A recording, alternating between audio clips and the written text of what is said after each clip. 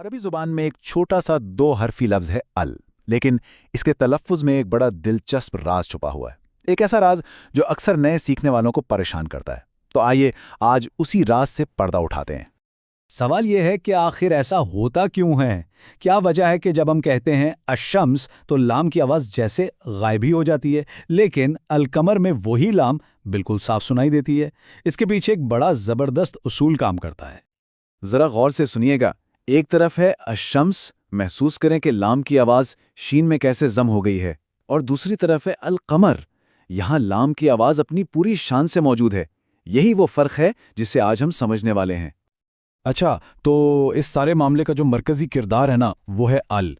अरबी ग्रामर में इसे हरफ़े तारीफ़ कहते हैं। इसका काम बहुत सादा है, किसी भी आम चीज़ को ख़ास बना देना, बिल्कुल वैसे ही जैसे इंग्लिश में ए बुक से द बुक बन जाता है। देखें, ये अमल बहुत आसान है। जब हम अल को किसी आम इस्म यानी नकरा जैसे कलमन पर लगाते हैं तो दो अहम तब्दीलियां होती हैं। पहली, वो इस्म खास बन जाता है यानी अल कलमो, और दूसरी, इस्म के आखिर में मौजूद तनवीन यानी दो पेश एक पेश में बदल जाती है। तो हमारे असल सवाल का जवाब वो यहाँ से शुरू होता है। अरबी के तमाम 28 हरूफ तहज्जी को इस एक उसूल की बुनियाद पर दो बिल्कुल बराबर, जी हाँ बिल्कुल बराबर टीमों में बांट दिया गया है। और इन टीमों के नाम भी क्या ही खूबसूरत हैं। हुरूफ शम्सी यानी सूरज के हुरूफ, और हुरूफ कमरी यानी चांद के हुरूफ। और यकीन करें, ये नाम ही इस पूरे उसूल को याद रखने की चाबी हैं। तो ये हैं वो दोनों टीमें, 14 शम्सी हुरूफ और 14 कमरी हुरूफ। सबसे दिलचस्प बात यह है कि ये तकसीम बिल्कुल बराबर है, 14 एक तरफ 14 दूसरी तरफ। यही तवाज़न इस उसूल को और भी खूबसूरत बना देता है। तो सबसे अहम नुक्ता यह है, अगर अल के बाद आने वाला हर्फ शम्सी है तो लाम की आवाज़ नहीं पढ़ी जाएगी। वो शम्सी हर्फ में ऐसे जम हो जाएगी जैसे सूरज की तेज़ रोशनी सितारों को अपनी चमक में छुपा लेती है। लेकिन अगर अल के बाद कमरी यानी चांद का हर्फ आए तो लाम की आवाज़ बिल्कुल वाज़े और रोशन पढ़ी जाएगी, जैसे 14वीं का चांद रात की तारीकी में साफ नजर आता है। अब सवाल ये उठता है कि इन 14 कमरी हुरूफ को याद कैसे रखा जाए। तो उसके लिए एक ज़बरदस्त शॉर्टकट है। बस ये एक जुमला याद कर लें, हक का खौफ अजब गम है। इस जुमले में आने वाले तमाम हुरूफ सही ही वो 14 कमरी हुरूफ हैं। है ना कितना आसान? चलें, थ्योरी तो हो गई, अब इन उसूलों को ज़रा अमल में लाकर देखते हैं। कुछ मिसालें इस तस्वुर को जहन में हमेशा के लिए पुख्ता कर देंगी। पहली मिसाल है अर रशीद।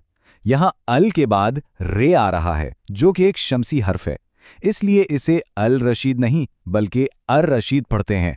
सुना आपने? लाम की आवाज़ रा में पूरी तरह जज्ब हो गई। अब कमरी उसूल की मिसाल देखें। लफ्ज़ है अल हकीम। यहाँ अल के बाद हा है जो कि एक कमरी हर्फ है, इसलिए लाम की आवाज़ बिल्कुल साफ पढ़ी जाएगी, अल हकीम।